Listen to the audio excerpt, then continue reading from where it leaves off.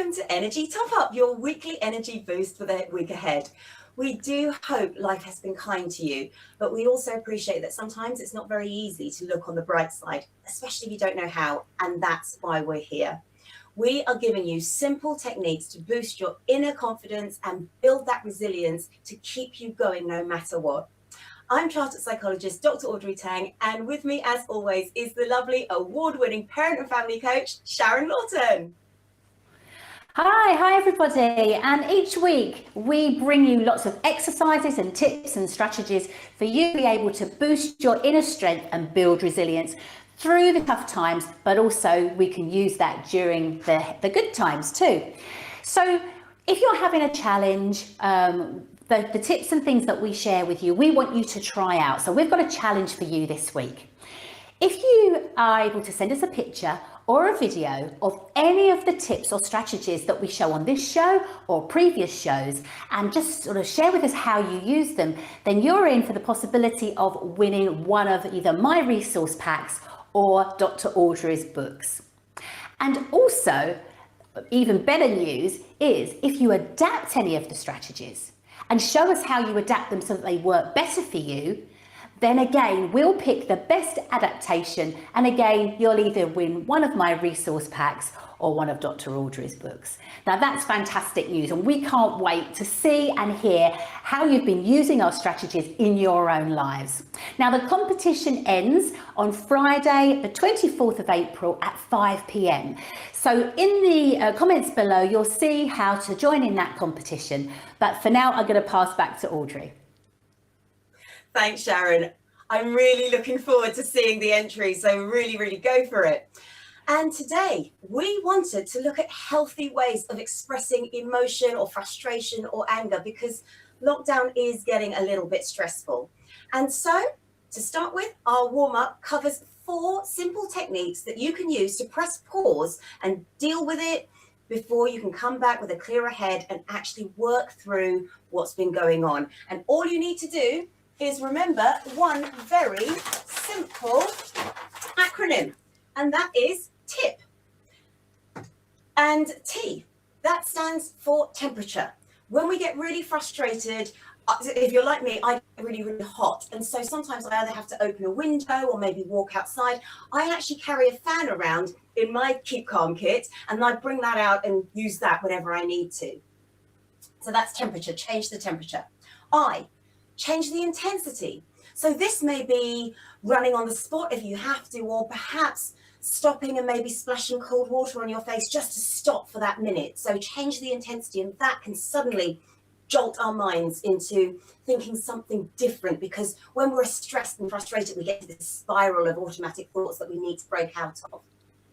P, one of the P's, stands for paired muscle relaxation. So all you need to do is go through the pairs of muscles. So tensing and relaxing your eyes, squeezing and relaxing, squeezing and relaxing.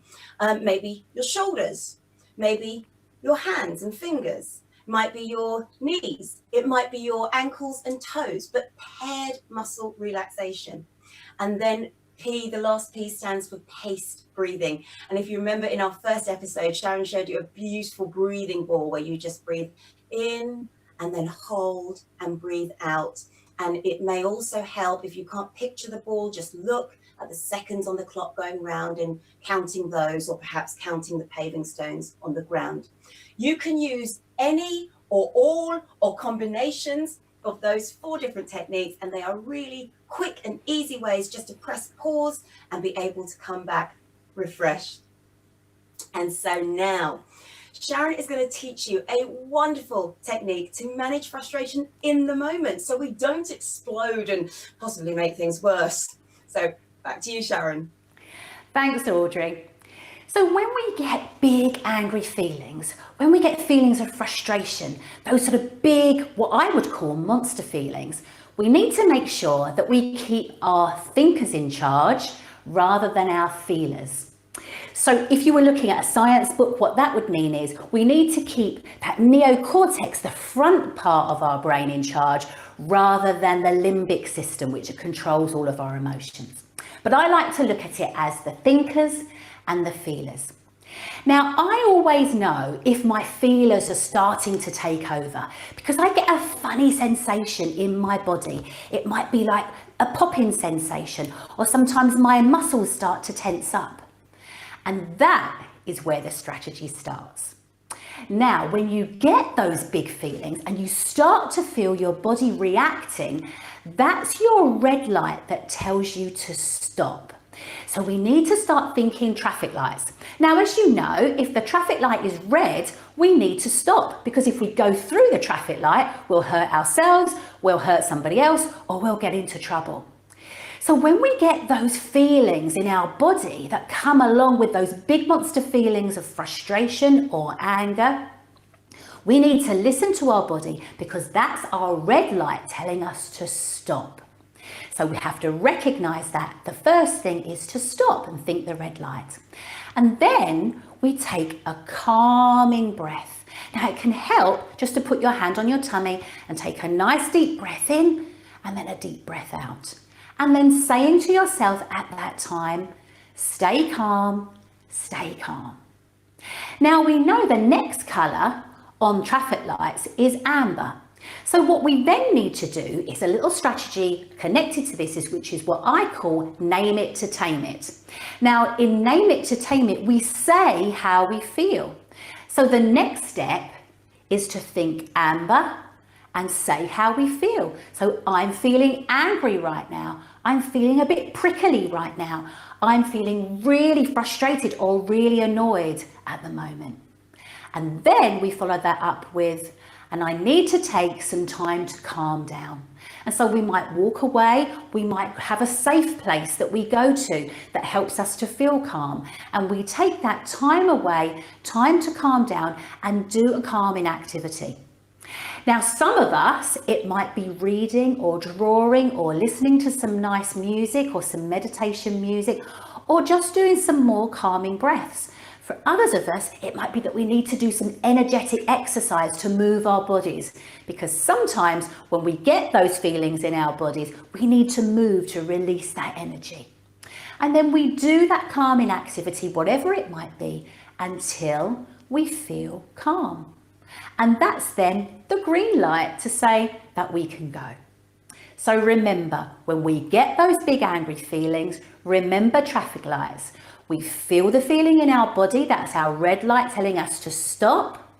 We then take a calming breath. We tell ourselves to be calm. We name it to tame it. I feel angry right now, or I'm feeling prickly right now. I need some time to calm. We walk away and do something until we're feeling calm enough to go, and that's our green light. And then we might then engage in a conversation that we were going to have. But if we stop at that stage, we don't then do something that might hurt somebody else, or we might say something we might regret. So try that out and let us know. It can be helpful sometimes, maybe to even put some traffic light colours up as well, but certainly have a think about those colours, have a go and let us know how you get on. What do you think, Audrey? So important. Two things in particular have really resonated with me. And the first is recognizing those feelings before they get any bigger. And that's incredibly important. And the second one is labeling them. It is acceptable to have emotions, even the negative ones. And it is absolutely fair to say, I'm feeling angry or prickly. I love that expression. I feel prickly quite a lot sometimes when I get stressed. So absolutely recognize, label, and then deal with them. And it's perfectly okay if you're not brilliant at dealing with it straight away. It all takes practice, and we're all a work in progress. And going on from where Sharon is talking about, when it comes to being able to manage our emotions, it is important, say if you are then having to go into a meeting or do something to sort things out, is to be able to remain calm, to keep that green light on. And this is a two-part technique which develops what Sharon's saying, if you need to then take it into sorting out the situation. We always know when we're angry, we do want to sort something out, but when we're angry, a lot of the time our frustrations make us think of our own point of view only. So I'd like you to think about working those frustrations out like a house. Think about the foundations of the situation, but the foundations are simply the facts of the situation. That's it. Not our opinions, just the facts of what's happened. Be aware of those facts. Even though we might be thinking he said, she said, just think about the facts.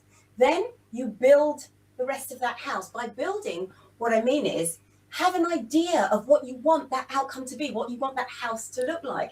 Now, of course, when you're sorting anything out, negotiating anything, you may not actually end up with exactly the goal you're looking for, but being aware of it, being aware of that build and what it's going to look like means you do actually have a plan you're aiming for.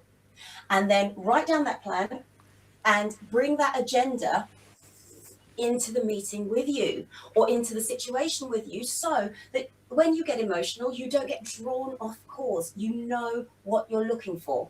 And then finally, it's important to live that solution and really think about how you're adapting, negotiating, and being flexible. And those are real positives as well. So facts, then know what your goal is, and then work on getting to that goal with somebody else. And that's how you can develop all of those calming techniques into taking it into sorting things out. Now, last week we were asked about nightmares and about how to manage some very challenging feelings. And Sharon has a great exercise about feeling safe. And this is so important, not just for children, but for all of us. So over to you, Sharon. Thanks, Audrey.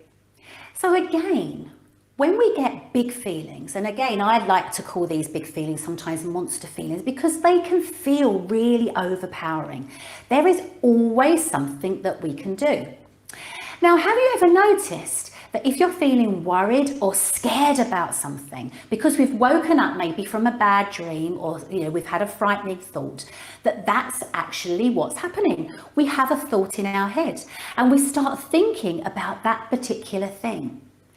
Now, I like to call those thoughts in that particular moment bully thoughts, because just like bullies, they want us to feel scared. Just like bullies, they tell us lies about things that are actually not actually going to happen. So if you can imagine that thought as a little, maybe funny little creature sitting on your shoulder, whispering in your ear, just like a bully. It's telling you lies. So the first thing we need to do if we're feeling worried or we're feeling scared is to recognize that thought, imagine it as if it was just a little creature sitting on our shoulder, and we're going to flick it off. So come on, let's do that right now. Imagine you've got a bully thought sitting on your shoulder, whispering in your ear, telling you the reason why you should be scared or what's going to happen. And all we're going to do is we're going to turn to our worry thought and flick it off our shoulder, and at the same time say, you lie, I don't believe you. So let's do it together. You lie, I don't believe you. Let's flick it off our shoulder. We're going to watch it tumble to the ground, then we're going to stamp on it and squidge it. So that's the first thing that we're going to do, is to get rid of those bully thoughts. The next thing we're going to do is to think about the things that help us to feel safe. Now, I like to use something called the feeling safe sun. So all you need to do is to draw, first of all, the outline of the sun. And then on the rays of the sun, I want you to start thinking about all of the things that cause you to feel safe and warm and fuzzy inside. So what colours give you a warm and safe feeling? Write them down on the ray of the sun. What activities help you to feel safe? Write them down on another ray of the sun. What tastes give you a safe, warm, fuzzy feeling? Write that down. What smells? What places? What objects? And so you fill up all the rays of the sun with different things that cause you to feel safe. And then when you're feeling scared or you're feeling worried and you've flicked that bully thought off your shoulder and told it that it lies and that we're not going to believe it anymore, we're going to focus in on our feeling safe sun and start thinking about all of the things that help us to feel warm and safe. Now, what you might then decide to do is to create a box full of these ideas as well. Anyway, give that a try. I'd love to hear how you get on, and it's certainly one that helps me out when I'm feeling a little bit worried too. Back to you, Audrey. Thanks, Sharon. That helps me out as well. And what I do is, with all of those thoughts that I put in the sun, I also hold on to what I call an anchoring object. And for me, it's my wedding ring. And I just sort of think of those thoughts and hold on to that object. And I know whenever I can feel those emotions and those stressors, I just hold that anchoring object, and somehow those feelings calm down and disappear. So it's such a powerful exercise. So thank you so much for sharing that. And moving from your wellness box as well from last week, and you mentioned it again, Kirsty's homeschool has been having a look at the wellness kit. And Kirsty has two little assistants this week. She's got Rosie and Edward with their wellness boxes, and let's see how they get on. Over to you, Kirsty. Hello, Audrey. So last week there was a lovely demonstration about a mindful box. I've decided to call them a keep calm box. This is something that I've used before, the keep calm quotation with both Rosie and Edward. So what we've done is we've made our own type of box. This one here is Edward's, and Rosie, would you like to hold yours up? Yeah. So they've both got one each. Inside are things that are very, very similar. So I have a sheet inside.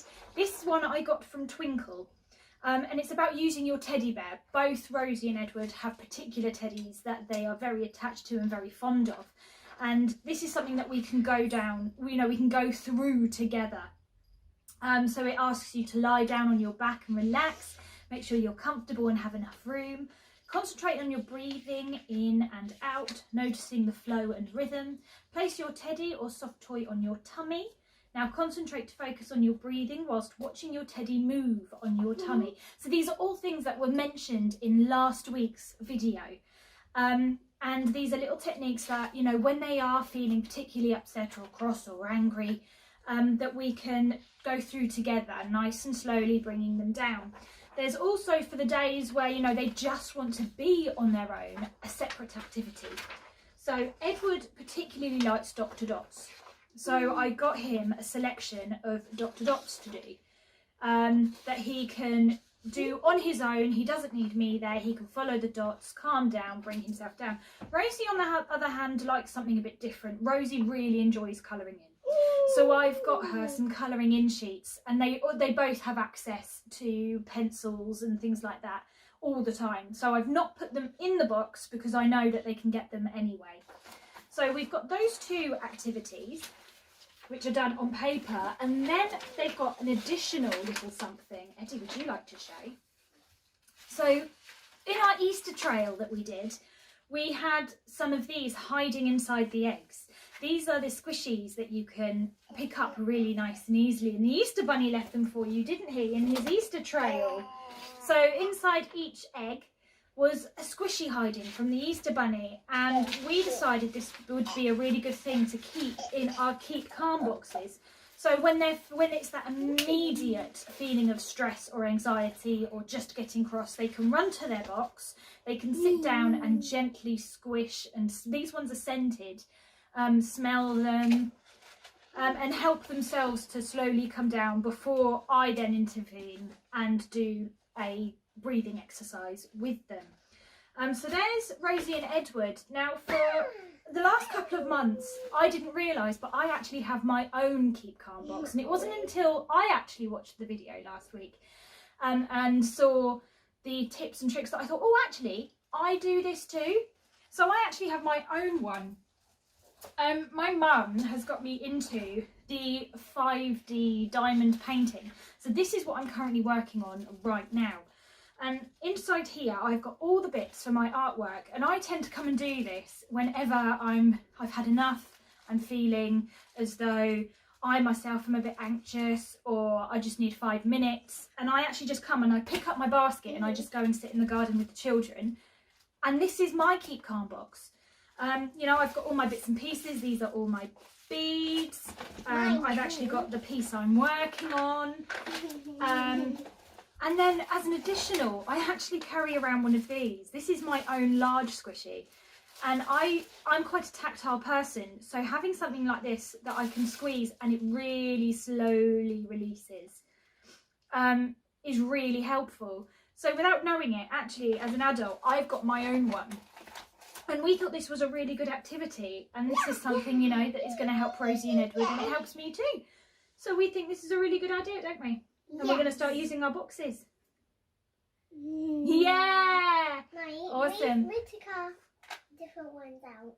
Yeah? Yeah, you've got lots of different ones, haven't you, hiding around the house, so maybe you can put them all in your box. And I don't know why do I have a piece of toast. They're all different, aren't they? They're all random. And look. So thank you. And we hope that you had fun making your boxes. It'd be really fun to see any boxes that you've made. And grown-ups, it'd be nice to see yours too. So we will see you again. Bye, back to the studio. Bye. Thanks so much, Kirsty. And don't forget, it is competition week, exactly as Sharon says. So if you have tried out any of our activities or the ones on our YouTube page, please do send us a picture or a video, and you could be winning one of Sharon's resource packs, or one of my books. And then if you've adapted it, even better, that's amazing. Same thing, you will get either one of Sharon's resource packs or our book when we judge the winners. It must come in by next Friday, and we will announce them on next Sunday's show.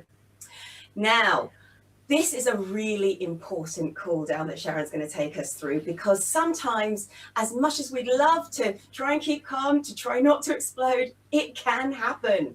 And sometimes for me, just saying sorry isn't quite enough.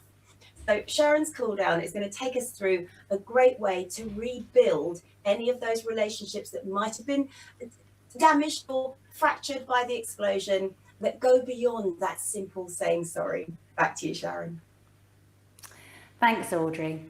So remember, when we're feeling angry, when we're feeling any of those big feelings, if we let those feelers take over and don't keep those thinkers in charge, then that's when we can often do or say something that actually can hurt somebody else, or we can say something actually that we don't really mean. And when everything's all calmed down and then we say sorry, actually the person still feels really hurt. And so sometimes words are not quite enough. But you know what? Sometimes people want us to say sorry. And we want to say sorry too, but the words sometimes just won't come. I can remember when I was a little girl, and sometimes my mum used to want me to say sorry either to my sister or to her, because the big monster feeling of anger had taken over, and I wanted to say sorry, but I couldn't quite say the words. Maybe that happens to you too. Now, regardless of whether you've said sorry or you want to say sorry and can't, this next strategy will work. So sometimes words aren't quite enough, so we have to do an action. And so have a think about what it is that you can do for someone to show them how much you love and care about them, and actually how much you are really sorry for what's happened. So it might be that you do a kind act for that person. Maybe you tidy up your bedroom. Or maybe if you're a little bit older, you'll make somebody a cup of tea or their favourite dinner. Maybe you might pick them some flowers from the garden. Or maybe you might write them a sorry note. And that's something that I used to do a lot. So I used to get out my pens and paper, and I used to write the person that I had hurt a note as to all the reasons why I loved them and the reasons why I was sorry. So try out it. You could think about other things that you could do, but it's about thinking about doing a kind deed for someone, whether it's writing them something or doing them something, or even drawing them a picture and telling them how much you love them. So give that a try. Lots and lots of ideas. And as Audrey said, we always love to hear how you're getting on, and we absolutely love reading your feedback. Back to you, Audrey. Thank you so much, Sharon. Really important actions that we can take there. And all of these are simple little tips. Try them out, and if they work for you, great. If not, try something else and just keep that as a little mental post-it note that you pin there, and you might be able to revisit in future. Now, that's all we've got time for this week. So before Sharon and I say goodbye, I will hand you over to Mandy Marriott of the Dustin Parish for her thought for the week. And from Sharon and myself, bye for now. Bye.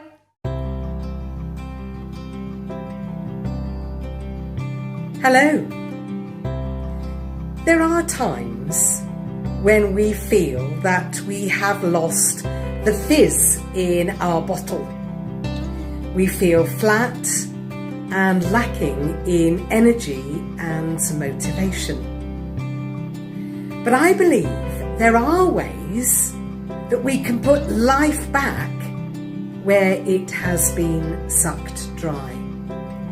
So let me give you a visual illustration. If we look at this map, we can see the two lakes found in Israel. To the north is Lake Galilee, and to the south is the Dead Sea. Now, Lake Galilee is served by a river to the north, and from Lake Galilee flows the River Jordan, which in turn flows into the Dead Sea.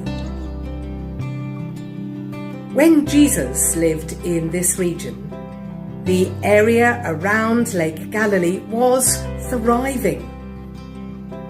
The lake was teeming with wildlife, and the fisheries around the lake were famous throughout the Roman Empire.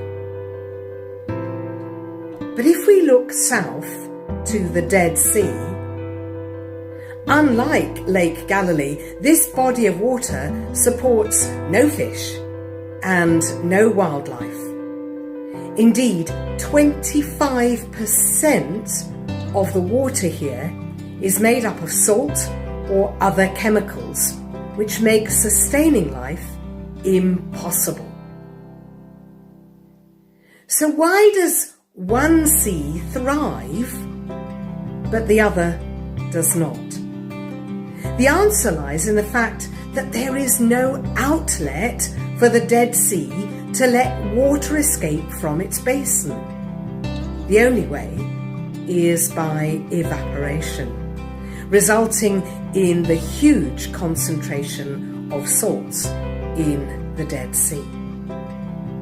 So the Dead Sea is in effect in receive mode only. But in contrast, the Sea of Galilee is fed from the north and in turn feeds the Jordan River to the south. Water comes in and water goes out. It is, in effect, living water. Well, I'd like us to think about this picture of the two lakes in relation to ourselves. Are we like the Sea of Galilee, where we are filled with living water and, like the lake, allowing that water to flow from us to others? Or are we sometimes like the Dead Sea, just absorbing life and all that it brings, but not giving out, not sharing life? We might need to remember that water which is not flowing becomes stagnant over time, and stagnant water is not healthy or vibrant. Now, there are times when I think we all feel like this. But if we can create an outlet for that still water through some of the ways we have already highlighted, like prayer or journaling or art, then we can make way for fresh water to come in, new blessings to come and revive us. So to help us to understand more, let's look at a reading from the Bible, from the Old Testament, from the book of Proverbs, chapter 11 and verses 24 and 25. There is one who is free in giving, and yet he grows richer. And there is one who keeps what he should give, but he ends up needing more. The man who gives much will have much, and he who helps others will be helped himself. So in order to keep that flow of energy within us, that flow of living water, we need to be aware of the good things that come our way. We need to, as the saying goes, count our blessings one by one, and then see how we can pass blessings on to others. Water coming in and water going out. So I hope you have a refreshing week and see you again soon. Bye for now.